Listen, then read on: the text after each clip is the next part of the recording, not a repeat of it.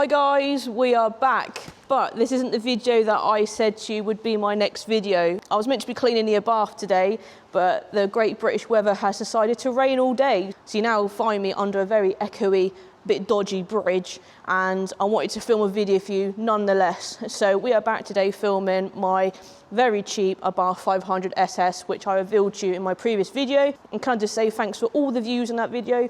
I really wasn't expecting it. This is Abarth number 7 to enter my cold hands.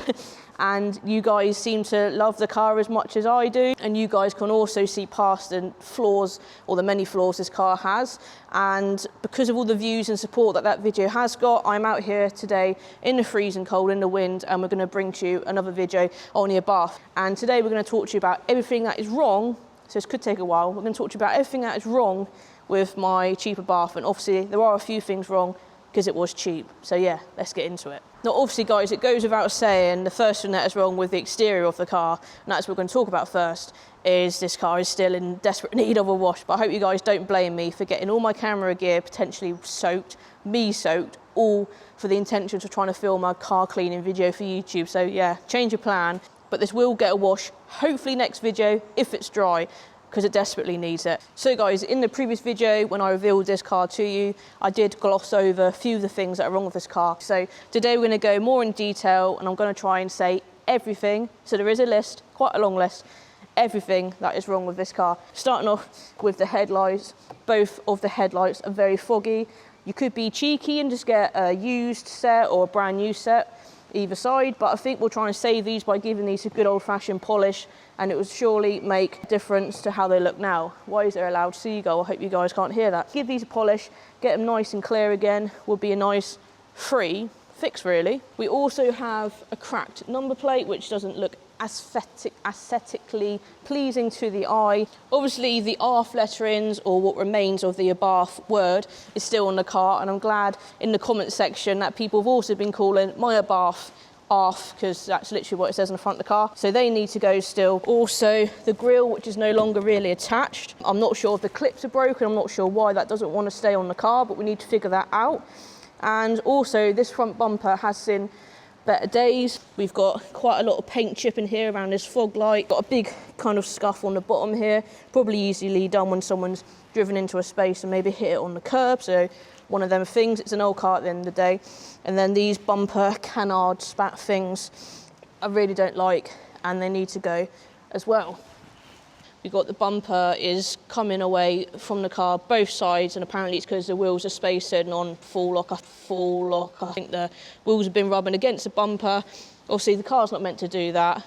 The bumper don't like it, I don't blame it. Get this bumper clipped back in, hopefully remove the wheel spacers, and hopefully that'll fix this issue. Yeah, we need to clip this back in and keep it in, I think. It makes the front of the car look ugly, tatty, so it'd be nice to get this sorted, and hopefully it's just a push-in job. Take the wheel spacers off, and hopefully it never happens ever again.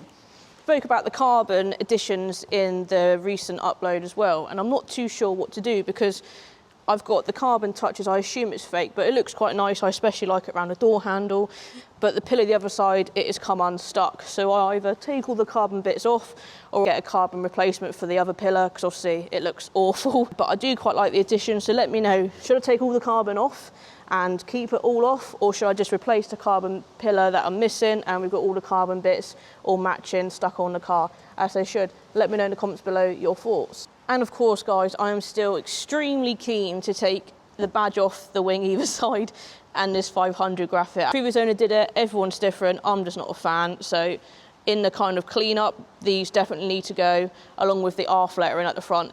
All three of those items, and the canards actually, all four of those items are driving me mad. All four wheels need to go. They don't fit on an SS. This isn't how an SS should be. And all four budget tyres, we've got mismatched budget tyres, they need to go also. Spacers need to go. I guess they are spaced on the front and back, I think so. The car does have some spare spaces inside, so maybe these ones are too thick, hence it trying to pull off the front bumper. I'm not too sure yet. I know people do put spacers on the Abarths, but at the end of the day, it shouldn't be peeling off the front bumper, and that is not what I want. Still carrying on with the exterior of the car, because again, there is quite a list. We need a new Abarth badge here, because it should be a black surrounding. All the black background's gone. The chrome works still all right, but that's just all basically come away over the years. So we really need a new rear Abarth badge. Let me know what you think of the Scorpion as well down the bottom. I think it has to go because it's the same with the lettering at the front.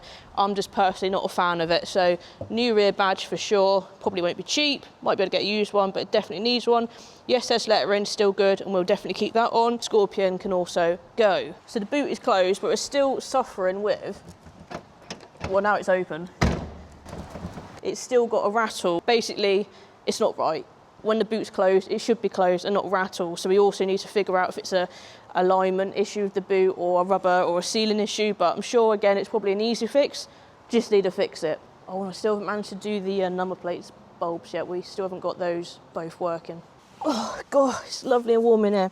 So when it comes to the interior of the car then, guys, this wheel needs a desperate refurb or a different wheel put in there, another used one, because it's absolutely disgusting. This car hasn't been cleaned. This hasn't been attempted to be cleaned. I'm sure I can make it look a little bit better, but nonetheless, it desperately needs to go or needs a refurb. Gear knob, it's not great. You want stuff nice and clean to hold in your hand, and the gear knob's not one of them either, but it's not as bad as the steering wheel. The old-fashioned Blue and Me MP3 standard Abarth system needs to go. Apparently it is a common issue where it can drain your Abarth's battery as well. I wasn't clued up on that, but apparently it's a fact. Anyway, it's old-fashioned. As I said in the first video, it won't talk to my phone via Bluetooth, so that is no good. So the hands-free probably won't even work because of that fact. So that needs to go. We need to get a nice touchscreen Apple CarPlay unit in there. I'll keep the sound system because as far as I'm aware, it's all good. It's Interscope and I absolutely love it. But yeah, this is really letting the car down. Oh, one of my buttons is stuck in on the cruise control. That's wishful thinking. One of the buttons is stuck in for my climate control buttons. Seems to be stuck, pressed in, so not too sure about that. But it still works. I think the aircon works. Everything in here works, apart from the Blue and Me, let's be honest. It'll play the radio, but yeah, it's just a really old-fashioned data system and really needs to go. So mechanically, guys, there is a list as well when it comes to what's underneath here, the 1.4 T-Jet turbo engine, and some of the issues that we aren't clear about, but I know that are there. So unsure of when this car was last serviced. Apparently it has recently had a cam belt and water pump. I have no proof. So we're going to get this car serviced, and whilst my brother is going to service the car, inspect the cam belt, because obviously if it doesn't need one, it doesn't need one. And if it does need one, they're not too hard to get to, not too hard to do. And in that previous video, I also explained how the steering is absolutely awful. I think you guys are in agreement with me that that could be down to the car being on spacers. You guys are like, just get rid of the spacers. Hopefully that will cure your issue. Hoping it does, because again, that's a cheap, free fix. If it's not down to the wheel spacers messing up the steering, then obviously that will need to be investigated. Also, there is a vibration upon acceleration in this car. That rhymes. I think I said that in the last video. That is cringe. But that also needs to be sorted. And again, I think you guys were in agreement when I said it could be some sort of engine mount bushing. So yeah, this car really needs to go on a ramp to be looked at from the underneath, check out bushes and stuff. But until we deal with the vibration issue, you can definitely do a service, check out the cam belt, take off the spacers and see if that also clears the steering issue. Now, unfortunately, if you didn't know this, then please do check, because both the Abarths I went to look at on the same night were both 500 SSs, and they were both around the 2009 year. I think they were both 2009 actually. My dad's also he's got quite a few Abarths and Fiat 500s, this shape basically, and he's got one that has particularly gone really bad. So these can suffer from rust, so not necessarily like on your wings and cosmetically, but it's something that the MOT testers won't look for. It's not part of an MOT test, but if it's there, rust is rust at the end of the day, okay, and it is well hidden, but if you know where to look, then look here, and unfortunately mine does have some rust. It's not as bad as the other one I looked at on the same night, which is going to be a thing when trying to buy an old Fiat 500, Abarth 500 shape, that these cars just seem to rust in this particular spot. Basically, I'm going to have to obviously overlay some video footage, but in between the cam belt and like the chassis of the car, there's a kind of soft spot there because the water, there's nowhere for the car to kind of breathe, and so you get rust. As I say, MOT testers aren't going to kind of shine a torch down there. I suppose you could do an engine out job, but I guess quick and easier way would be to take the wing off and try and get in there, but it's proper tucked away. But unfortunately, it's not an MOT thing, as I say, but rust is rust at the end of the day. I know it's there, you guys now know it's there. It's not a thing that needs to be sorted ASAP, but it's a thing that definitely needs to be monitored and sorted at another date. Luckily, thanks to my previous video, we've had one of the previous 11 owners recognise this car and say, hey, I used to own that car. And she said that she owned this car for a year, and she showed me some photos, which I'll put up on the screen now. So I believe they were the car was wearing the correct wheels and like a gunmetal grey colour. It had Abarth Italian lettering on the front grille, looked like painted on. Obviously that is long gone. Whether this is the original grille, I don't know. Maybe that's why it doesn't fit correctly. And then she also went on to say that she loved the car. It was well looked after in her ownership. And the person that she then sold it to took the car to Netherlands. So this car has been outside the UK. That is something I probably won't do, but that is so interesting to know. So I'm just glad one of the previous 11 owners has got in touch, because that is what I really wanted. I wanted some information, I wanted to see some old photos, and that is what I got. So a big shout out to her. So guys, that is everything wrong with my CHEAP Abarth 500 SS that I bought on the cheap. And because it's a cheap car, it obviously came with quite a list of issues. We've spoken about the issues on the exterior, cosmetically, and stuff that doesn't want to belong on the car anymore, i.e. the bumper, most of the Abarth lettering on the front grille and the front grille itself want to come away from the car. I don't blame them at this particular point in time. Train coming over my head.